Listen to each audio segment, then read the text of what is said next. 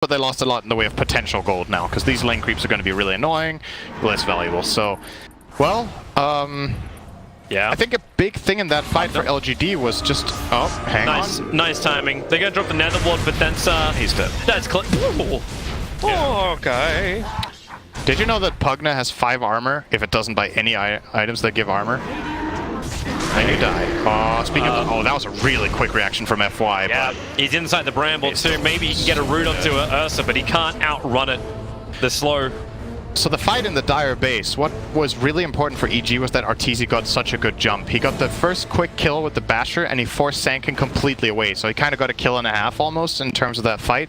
Wyvern was not in the base. I was going to say, that's the counter they have to this BKB Ursa, is to try to curse him. Either curse him during Enrage, or curse him next to the Tiny, who had the double damage. But Wyvern was not in position. And Somnus was out in the jungle eating a creep with Death Pact. So actually, LGD were just not ready. They were not even in position to defend that lane of barracks. Somnus, I think he just got himself a free kill. And he sees Fly. He reacted a little bit slower to it, so Fly can come underneath the tier 1 town for safety. But it's a little bit more blind on the map for Evil Geniuses. Their wards start to time out. They actually don't, in fact, if I see correctly, they don't have a single observer ward on the field. Just a couple of sentries, but at least they can see where Chalice is. The curse is there. Tiny will do almost no damage to Arteezy. So a curse being wasted, and no follow-up because they already put the Lincoln Sphere onto the Ursa. Yeah, that's a pretty key cooldown, actually. This curse is going to be important in the coming fight for LGD to try to hold on. They're coming high ground. Yeah, they're going in. Spectral Dagger. As a melee racks in the mid. Klinks is just cutting First through. tower of the game! Doing it in Klink style, back behind the creep wave. No backdoor protection for tier 1 towers available. And they even have the fortification to slow it down, and FY, nuked, gone, deleted. Key kill again. Finding FY like they have with Arteezy and Sumail in these situations really opens up the fight a lot. Yep. Somnus really wants to go. There's your Fire Strike, Lincoln Sphere triggers instantly, and Arteezy capitalizes. Somnus, he's protected by the Cold Embrace, but they're draining out the magical damage. The protection does not last. The melee racks is gone now, and they're rotating towards the top, e.g. the slow march to a 2-0 victory over LGD. Klinks has buyback, and Willow is up in 15. This is their absolute last chance of the fight. Curse will be available when Willow spawns. EG, what do they have? No Aegis, no Cheese, and no BKB on Arteezy, so they might still respect this and just back off. They're going to be so happy about this. Get all 4 bounties again. Klinks' Scythe is so heavily delayed because of this now. Yeah, that's a really big buyback to expend. That's why they were giving him space. That's why they had him out in the Radiant jungle farming up. They want to have his Hex. They want to have something against this Ursa warrior that they can lock him down before the BKB takes effect. And it's just taking forever to reach it. Yep. Same thing with Ame. Like it feels confident for him to try and go for a Manta style here. I think at this point, Spectre, you have to be ambitious. Yeah. You gotta get the most cost-effective item that you can get, and the Manta is... I mean, you could buy a smaller item like a Blade Mail, but Blade Mail sucks against Ursa. That's the problem. Else I think you would buy it. But it's like... Ursa just hits you, doesn't care. Takes like almost no damage during Enrage, so you probably have to get this.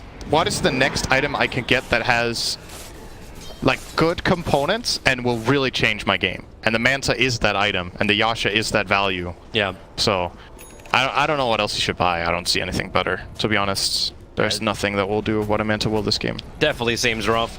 Roshan's going to spawn up potentially soon, 37 seconds until the possible spawn time. Radiant already burning their scan, feeling the people are sitting up on the hill. The scan did trigger on Somnus. But the Spec is making the most of it. This is her strength, right?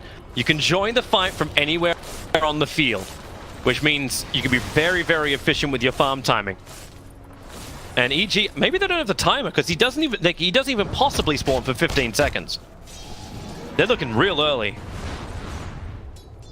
Yep. Meanwhile, bottom lane, you've got Chalice as well as FY running escort. They feel like they've had enough. They're just going to go top.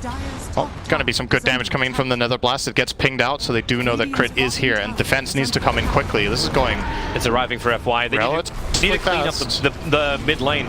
The mid lane creeps allowed them to just work it out, and there's your jump in!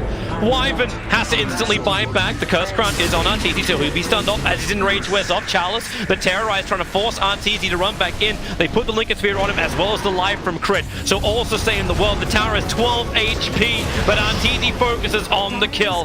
Then the tower. So the Spectre is down, buyback. Now you go into the Spectral Haunt in the back lines. The Pugner is so low, the Radiance Burn was able to find the kill there. Crit sacrificed all of his life to give more Sumail. S4. They walk. Nice, quick Shadow Realm. Somnus was giving extra information, then the Bramble. They look over towards Fly with the Dust as well. Nowhere to really hide in this. And Fly, well, they give him the Lincoln Sphere. They try and protect it, but the Curse Crown, it does not block it.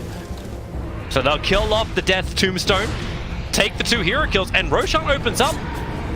Your tier 4 towers are taking damage, but right now you can't let him have Aegis, Cheese, and Refresher off, and Somnus has to double damage room.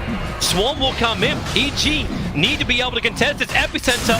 Chalice, I'm waiting for him. The Fire Strike comes forth, but then the curse. It's only Weaver beating into an enraged Ursa, and Sumail hits the backline onto Somnus. LGD, I thought for a moment they had it, but I thought wrong. LGD, they actually get a couple of kills. I don't think wrong. FY in through the rear. And Armay strong enough to stand his ground and fight. Maybe not for much longer. S4 still alive. Crit just Dagons him. Remember me? I'm part of this game too. Four heroes down for LGD. What an absolute mess that fight was. Yeah, I want to watch that back in slow motion. What the hell just happened? You know, Wyvern has really good intentions with that curse, and it kind of has to curse, I think, because else if he doesn't curse, the Spectre just dies. But I think he chose the wrong target. Oh god. Crit's coming in for the rags. The tier 4 towers are going down because they knew it. They knew they had to commit so heavily to try and contest Roshan. It was that or the game was bust. And it's easy work for Crit, as well as S4. No one to really defend it. He'll Pyro Strike through. The Tombstone's down for Fly. You can terrorize them back. Defensive Yule Scepter, or actually, okay. Dagon does a great job. You can say goodbye to the SK, and I think this game is done. He cast Epicenter under the Netherward. That hurts quite a lot, too. Yep, that's Megas. What does Mr. Dota Plus say? 99%, Toby. There's still hope. Is there 100% when the Aegis, Cheese, and Refresher all go to Arteezy, which he's now going to I would say that probably pushes it to 100. We'll see. I'm curious about this. Watch the bar. Watch the birdie. Somnus is still dreaming. He needs 600 gold to get 500 gold to get his side. 91. All right, sorry, 99. 91? They lost 10% chance of getting rid. Well, there they go. Oh. He can sell off his scythe. Oh, he can kill Fly. He can kill Fly. Not anymore. Yeah, okay, not anymore. He's coming way too close towards S4. Yeah, that hurts. Hex is up. Now's the time! I got Hex, guys! The dream! The dream is a reality! Oh, they got buyback on the Willow. S4's underneath the Sentry Ward. And the Observer, they have good information. They do not have Epicenter. And they almost didn't have Armay. Blink forward from Arteezy. Looking for his target, jump into the back lines, and there's Clinks. And the damage, they still don't kill off the partner. El Sol ripping back up. Somnus is on the run, the Terrorize. He'll buy a little bit of space, but Tiny, actually the Curse Crown. Somnus is able to outrun this. Chalice, of course, did die for the cause. Undying. Arteezy, stop hitting him. Too late. X-Nova lets the Splitter Blast go, so Undying will buy back to be part of this fight once more. Sumail did actually go down to FY, but the throne is under attack. Somnus, you can't see, he's trying to get the death back so he can come back out and come back in and try and fight. They're trying to get rid of the Nether Ward too. Arteezy, Curse Crown's on him. Somnus. Alright, well he finds another target. That's the dieback of Undying. He won't get back into this engagement. But so much time is wasted. The game is done. They're delaying the inevitable. GG, well played. A 2-0 victory for Evil Geniuses, and that